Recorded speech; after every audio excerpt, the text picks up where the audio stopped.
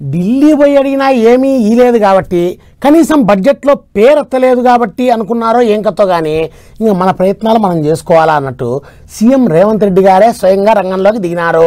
రాష్ట్రానికి పెట్టుబడులు తీసుకొచ్చే బరువు అంతా భుజాన వేసుకొని సార్ అమెరికాలో దిగినారు.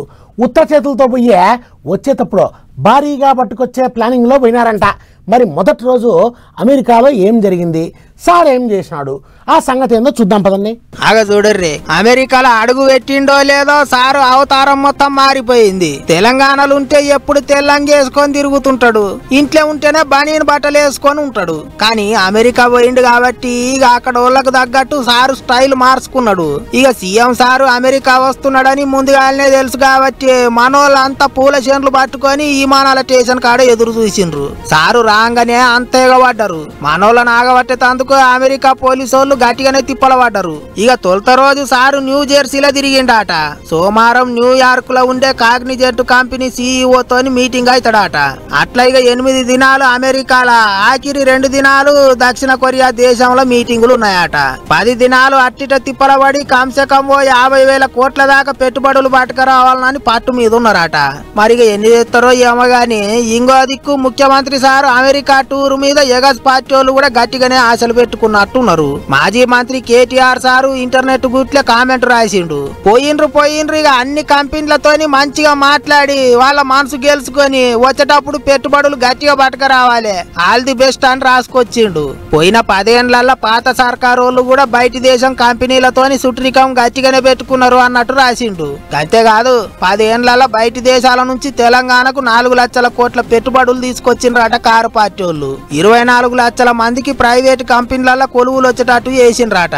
అందుకే ఇప్పుడు రేవంత్ సార్ కూడా అట్లా పనిచేయాలి అన్నట్టు కోరుకున్నాడు మాజీ మంత్రి. మొత్తానికి ముఖ్యమంత్రి అమెరికా టూర్ మీద ఎగస్ పార్టీ వాళ్ళు గట్టిగానే నజరేసినట్టున్నారు. ఏమైతుందో మరి చూడాలి.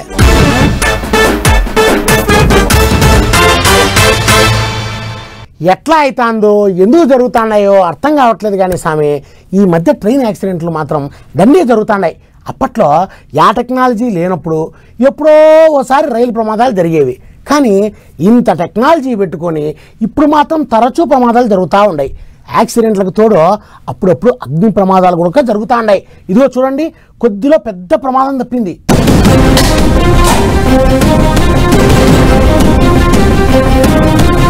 ఈ నడమ ఏమైతున్నదో ఎట్లయితున్నదో గాని మాల్ గాడీలు, ప్యాసింజర్ గాడీలు ఎప్పుడు పడితే అప్పుడు గాడి తప్పుతున్నాయి. దడకు అనుకుంటా పోతనే యానో ఓ కాడ ఎక్కి తిరిగేటోళ్లకు షాకులు ఇస్తున్నాయి. వీధికెళ్ళి మాటలు కూడా అంటుకుంటున్నాయి.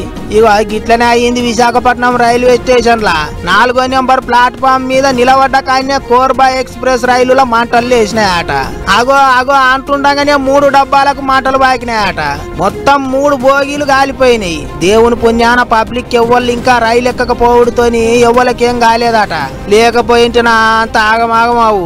ఇక మంటలారిపే అన్నలు ఆలస్యం చేయకుండా పైపులు పట్టుకొని ఉరికొచ్చిండ్రు కాబట్టి సరిపోయింది. గాని లేకపోతే నా బుర్ర గడ్డి వాముదాలుగా పడ్డట్టు అన్ని డబ్బాలు మాడి మసిబొగ్గ అయ్యేటివే. మరిగా మంటలు ఎట్లా అంటుకున్నాయా అని అంటే కరెంటు వైర్లు అటు ఇటు అయి సురసురం అన్నాయా అంటున్నారట. ఇక ఏమైంది ఎట్టట అయింది అనేది నిమ్మలంగా అన్ని బయట పడతాయా అంటున్నారు. కానీ జర్రంతలా పెద్ద గండమే తప్పింది అనుకుంటాన్రా అందరూ. గదే బండి నడిచేటప్పుడు పబ్లిక్ నిండు ఉన్నప్పుడు మంటలు అంటుకుని ఎంత పనవు బచాయించినాం అనుకున్నారట స్టేషన్లు ఉన్న పబ్లిక్. ఇంకా నయం లేచిన యాళ్ళ మంచిగా ఉన్నది అనుకున్నారట ఇంతమంది. అయితే మరి ఊకూకే రైళ్లకే ఏదో ఓటు అవుతుంది. ఈ నడుమ పట్టాలు తప్పుడు టక్కర్లవుడు ఏది లేకపోతే గిట్లా మంటలు అంటుకునుడు అంత జిట్ట పట్టినట్టే అవుతున్నది. అంత కలిసి రైళ్ల పేరు మీద ఓ ఆట కోసి జిట్ట అన్నది ఇత్తలేరు అనుకుంటారట ఊర్లో పోయింటి ఉండే పబ్లిక్.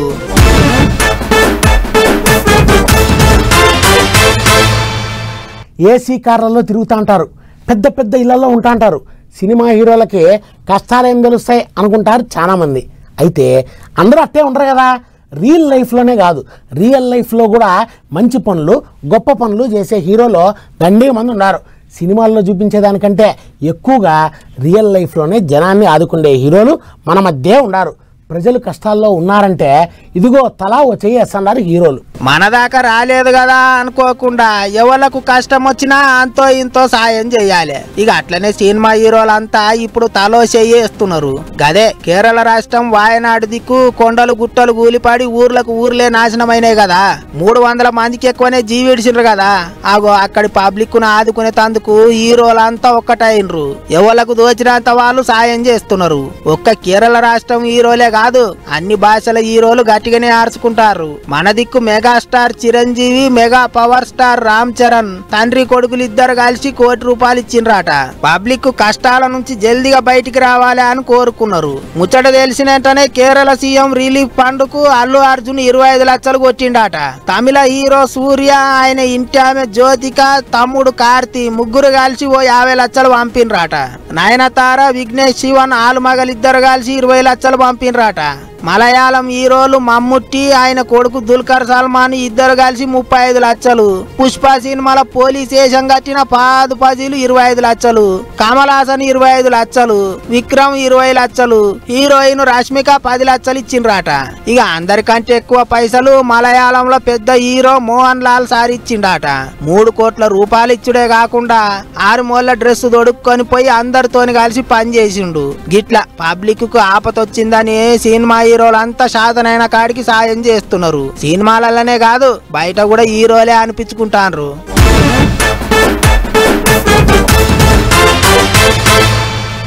వెనకమాల ఎట్లుండే పెళ్ళైన మహిళలంతా చక్కగా ఒంటి నిండా చీర కట్టుకొని మహాలక్ష్మి మాదిరి ఉండేవాళ్ళు. వాళ్ళ కట్టు బొట్టు ఆచారం పద్ధతులు చూస్తే మహిళ అంటే ఇట్టే ఉండాలా అని కొట్టొచ్చినట్టు కనిపించేది. కానీ ఇవాళ రేపు ఆచారము చాలా మంది పాటించడంలా. ఏదన్నా అంటే కాలం మారింది, కాలానికి తగ్గట్టు మనం కూడా అప్డేట్ అవ్వాలని ఉల్టా మనకే నీతి పాఠాలు చెప్తున్నారు. అదిగో అట్లా చేయొద్దని ఒక మినిస్టర్ మేడం ఏం చేసిందో మీరే చూడండి. మహిళలు మహారాణులు, ఆడోళ్లే గనక లేకుంటే సృష్టి లేదు. అందుకే ప్రతి మహిళ ఇంగింత గౌరవం పొందాలి, మన కట్టు బొట్టు కాపాడుకోవాలి. అందుకే పెండ్లైన మహిళలంతా చీరలే కట్టుకోవాలి అని ఏపీ హోమ్ మినిస్టర్ అనితక్క చెప్పుకొచ్చింది. విశాఖపట్నంలో అయిన సారీ వాక్ అనే కార్యంలో మంత్రి మేడం హాజరుపడి వచ్చిన అక్క చెల్లెండ్లను హుషారు చేసింది. అంతకంటే మొదలు ఆడోళ్ళంతా తీరు పాటలకు డాన్సులు వేసుకుంటూ ఆడిపాడినరు. అందరికందరూ ర్యాంపు వాక్ చేసినట్టు శారీ వాక్ కార్యాన్ని మా సంబురంగా చేసిండ్రు. అసలైన తెలుగుదనం ఉట్టిపడేటట్టు అక్కచెల్లెండ్లు చీరలు కట్టుకొని వచ్చి కోలాటం ఆడుతుంటే కిందున్న వాళ్ళంతా చూసి మేము సుత స్టేజ్ మీదికి పోయి ఆడితే బాగుండు అన్నట్టు చూసిండ్రు. ఇక మంత్రి అనితక్క మాట్లాడుకుంటా, మనందరికీ తెలుసు చీర అనేసరికి ఫస్ట్ గుర్తొచ్చేది మనందరికీ కూడా గద్వాలో కంచో కాదు, ఫస్ట్ గుర్తొచ్చేది చీర చూడగానే మన అమ్మ. ఆ చీర కొంగు మూతి తుడుచుకునే మన అన్నప్రసన్న కూడా జరిగింది. అదే చీర కొంగుతోనే ఉయ్యాల కూడా మనకి అమ్మ చేసింది. అటువంటి ఆ చీర కమ్మదానాన్ని, అమ్మతనాన్ని మనం ధరించడమే కాకుండా మన భావితరాలకి ముందుకు తీసుకెళ్లాలనుకోవడం నిజంగా ఒక మంచి సంప్రదాయం, ఒక మంచి పరిణామం కింద భావించాలి. గొప్ప ముచ్చటే. చీర కట్టుకున్న ఏ మహిళనైనా ఓ ప్రత్యేకమైన గౌరవంతో చూస్తారు. పెద్దోళ్ళు అయితే ఓ అమ్మ లెక్క, చిన్నగా పడితే ఓ అక్క చెల్లె లెక్క అనుకుంటారు. అంతేకాదు ఇంకేమన్నదో చూడర్రే. ఈ రోజుల్లో జీన్స్ అని వెస్ట్రన్ వేర్ వేసుకోవద్దని చెప్పట్లే, వెస్టర్న్ వేర్ అని అదని ఇదని ఎలుగుతున్న పరిస్థితుల్లో కూడా మీ అమ్మాయికి ఒకసారి ఎన్ని జీన్స్ వేసినా ఎన్ని చేసినా ఒక్కసారి చీరిచ్చి చూడండి. కట్టుకున్న తర్వాత ఇంట్లో వాళ్ళందరూ జీన్స్ చూడగానే బాగుంది అంటారు. అదే గనక చీర కట్టుకుని మీ అమ్మాయి ముందుకు వస్తే మహాలక్ష్మిలా ఉంది అని చెప్పి మనమే అందరం కూడా మాట్లాడే పరిస్థితి కనిపిస్తా ఉంది. నిజమే కదా, ప్యాచను అని చినిగిపోయిన బట్టలు తొడుక్కొని తిరుగుతాండ్రు నిన్నీయాల చాలా మంది. అసోంటి సాయిమాముల మళ్ళా చీర గొప్పతనం గురించి చెప్పేటందుకు ఇంత పెద్ద కార్యం పెట్టిర్రంటే అది చీరకున్న గొప్పతనం. మరి ఇప్పటికైనా ఎంతసేపు ట్రెండ్ ప్యాచను అనకుండా ఓ పండుగ పబ్బాలు అప్పుడన్నా చీరలు కట్టుండ్రి. దినం రోజుకింత మస్క బారిపోతున్న చీరను మహిళలంతా ఒక్కటై కాపాడుండ్రి అని అక్క చెల్లెండ్లకు గిట్ల అనితక్క ముచ్చట్లు చెప్పింది. అటెనక అక్కతోని పోటుబోలు దిగుతానికి జనం శీతం ఎగబడ్డరు. సెల్ఫీలు తీసుకొని మస్తు మురిసిపోయినరు. మొత్తానికి సాగర తీరాన సారీ వాక్ కార్యం మా జోరుగా నడిచింది.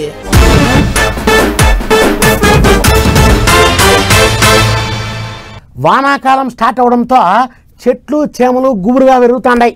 చాలా చోట్ల విష పురుగులు చేరుతాండాయి. పాపం మొన్న ఒక రోజు అయితే హాస్టల్లో చదువుకునే పిల్లల్ని పాములు కాటేసినాయి. చుట్టూ చెత్తా చెదారం ఉండడం వల్లే పాములు వచ్చి ఉంటాయి. మరి హాస్టల్లోకి పాములు వచ్చినాయంటే గుర్తొచ్చింది ఈ వార్త చూడండి. అండ్లనే పెట్టెలు, అండ్లనే బకెట్లు, అండ్లనే చదువులు, అండ్లనే ఉండు, అండ్లనే పండుడు. ఒకటే గదిలో ఉండు, ఒకటే గదిలో చదువుకోడు. ములుగు జిల్లా బండారుపల్లిలో ఉన్న రెసిడెన్షియల్ బల్లె భాగవతం ఇది. అందుకనే బడి భాగవతం అంత ఎట్టుందో ఏందో ఆర్చుకునేందుకు మంత్రి సీతక్కే మంది మల్బలాన్ని ఎంటేసుకొని చక్కగా బల్లెకు పోయింది. బడెంత తిరిగి చూసింది. అడెంక బడి పెద్ద పంతులమ్మతోని మాట్లాడింది. బల్లె పొల్లగాళ్లతోని మాట్లాడుకుంటా సౌలతులన్నీ మంచిగా ఉన్నాయా లేవా అనేటి ముచ్చటంతా అరుచుకున్నది. భయపడకండి, ధైర్యంగా ఉండండి, మీరు జాగ్రత్తగా ఉండాలి. బయటికి వెళ్ళడము, బయట ఇప్పుడు వర్షాకాలం కదా, ఏది పడితే తిన్నా కూడా అవుతుంది. అక్కడ వడ్డించే కాడ కూడా, వంటల కాడ కూడా అంతా ఫ్రెండ్సెస్ నీట్గా ఉండేటట్టుగా చూసుకోండి. చెర్లు వస్తున్నాయి కదా అక్కడ, అదే ఎందుకంటే వర్షం పడ్డప్పుడు అవి లోపలికి వచ్చేస్తాయి. పక్కలకు కొంచెం నీట్నెస్ ఉండాలి. నైట్ పూట వెళ్ళినా కూడా టార్చ్ లైట్ తీసుకొని పోవాలి. తినే కాడ కానీ ఏదైనా కనిపించినా చెప్పడము, బయట తిరగకుండా, వర్షాలు తిరగదు, జ్వరాలు వస్తుంటాయి.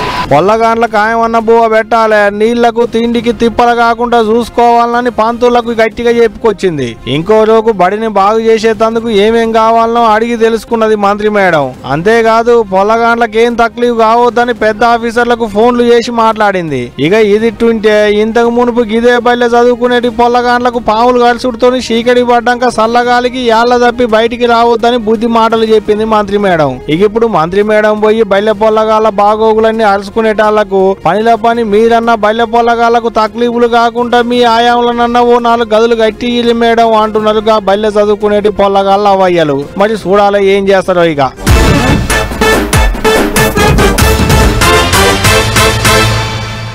వానలు దంచి కొడతాండాయి. పైనుంచి వచ్చే వరదలకి డ్యాములు నిండిపోతాండాయి. అందుకే కొన్నిసార్ల డ్యామ్ల దగ్గర గేట్లు ఎత్తుతాండారు. ఇంకేముంది, గేట్లు ఎత్తడంతో వరద ఉధృతిని కళ్ళారా చూసేదానికి జనాలు కూడా బాగానే తరలి వస్తున్నారు. ఇంకా ఎక్కడెక్కడ గేట్లు ఎత్తినారో చూద్దాం పదండి.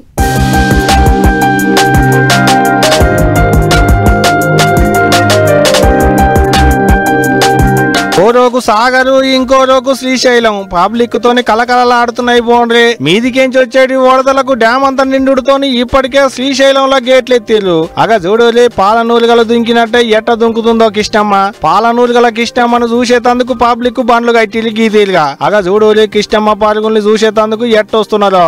కార్లు బండ్లు కట్టుకొని పొల్లగాండ్లను ఎంబడేసుకొని మూల మలుపుల రోడ్ల పొంటి శ్రీశైలాన్ని చుట్టుముట్టిర్రు. పాలనూలుగల అటువంటి తుప్పిర్లు మీద పడుతుంటే మురిసి ముప్పందం అయ్యిర్రు. సెల్ ఫోన్లు కెమెరాలతోని ఫోటోలు వీడియోలు గుంజుకున్నారు గట్టిగానే.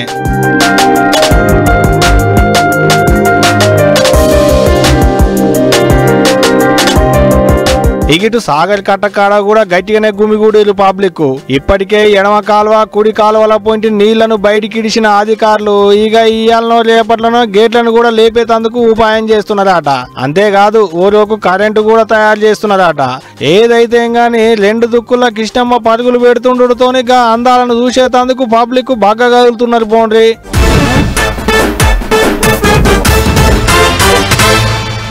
ఇంకొన్ని బుడబుడ వార్తలు ఉన్నాయి, అవి కూడా ఫట్ చూసేద్దాం పదండి. మీ అక్క చేపకు నా వాలితే విమానం లెక్కరాసు వంటి లెక్కలేసుకొని భలే పెద్దగా ఉన్నది. పోండ్రి చేప కోస్తే చుట్టూ 4 ఊళ్ళకు సరిపోయేటట్టున్నది. అనకాపల్లి జిల్లా ఎస్రాయవరం మండలంలో ఉన్న బంగారమ్మ పాలెం ఊళ్ళో జాలదన్నలు చేపల కొలకని ఓలేస్తే ఒలల జిక్కి లెక్కలు కొట్టుకుంటుందట. మరిన్ని చేపలే పడ్డట్టుంది అనుకుని గట్టిగా బయట గుంజితే బయట పడదికి టేక్ చేప 20,000 రూపాయలకు అమ్ముడు పోయిందట. సత్యబాబు వలల పడ్డ చేపతోని ఊరంతా నీసువాసన అయినా పోండ్రి. అలా ఏపీల దేవుళ్ళు భక్తులతోని మస్తు బిజీ అయ్యి పోండ్రి. కొత్త సర్కారు వచ్చి 2 నెలలు అవుతుంటే కూడా మొక్కులు తగ్గుతలేవు. అసలే పంక పార్టీ పోయి కూటమి అధికారంలోకి వస్తే సగం గుండు కొట్టించుకుంటారని కాకినాడ జిల్లా ఇంద్రపాలెం ఊళ్ళో ఉండేటి గుత్తుల మురళి అనేటికి అన్న ఊరి దేవత ముసలమ్మకు మొక్కులు పెట్టుకున్నాట. అనుకున్నట్టే అన్న కోరిక తీరేటాళ్లకు ఇగో ఇట ఇన్నాళ్లకు తీరిక తీసుకొని వచ్చిండు. మొక్కులు చెల్లించుకున్నాడు, సగం గుండు గీకించుకున్నాడు. ఇక అల్లు గెలవాలని మొక్కులు పెట్టుకున్న వాళ్ళ కన్నా పంక పార్టీ వాళ్ళు ఓడిపోవాలని మొక్కులు పెట్టుకున్న వాళ్ళే ఎక్కువ ఉన్నట్టున్నారు కదా చూస్తుంటే. చెప్పేందుకైతే నోరు రావట్లేదు కానీ కడుపు పండే ముచ్చటగా ఇది. నిజామాబాద్ జిల్లా కోటగిరి మండలంలో ఉన్న కొత్తపల్లి సర్కారు బళ్ళె చదువుకునేటి పొల్లగాళ్లకు పైటీలు కూరలు లేక కుండల కారం వేసి బువ్వ పెడుతున్నారట. ఊరోళ్ళు చూసి పెద్ద ఆఫీసర్లకు ఫోన్లు కొడితే ఇక వాళ్ళు వచ్చి అరుచుకున్నారు గట్టిగానే. ఏమో ఇప్పుడంటే బయటపడ్డది కానీ ఎన్నాళ్ళ సంధి అవుతుందో పోండి పొల్లగాళ్ళని ఇట్లా గోసపెట్టబట్టి. కాదంటే ఇంటికాంచి ఇంత సది తెచ్చుకుంటారు కానీ కుండల కారం వేసి బువ్వ పెట్టింది ఇలా సకదనం పాడుగాను.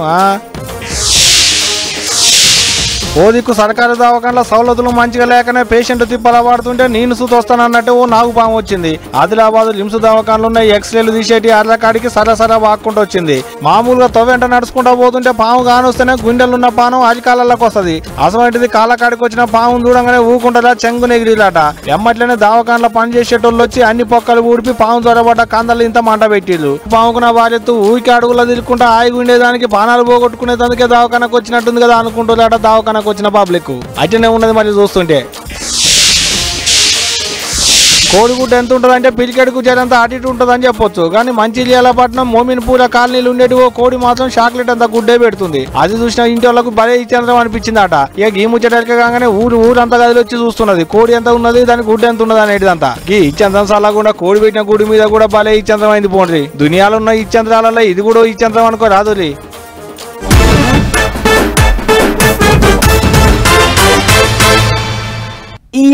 ఇయాటి పటాస్ వార్తలు పట్టాసుల మాదిరి పేలిపోయినాయి కదా. మళ్ళా పటాస్ వార్తల్లో మళ్ళా కలుసుకుందాం. అంతవరకు సెలవు. నమస్తే. పొయ్యస్సా 10 టీవీ చూస్తా ఉండండి.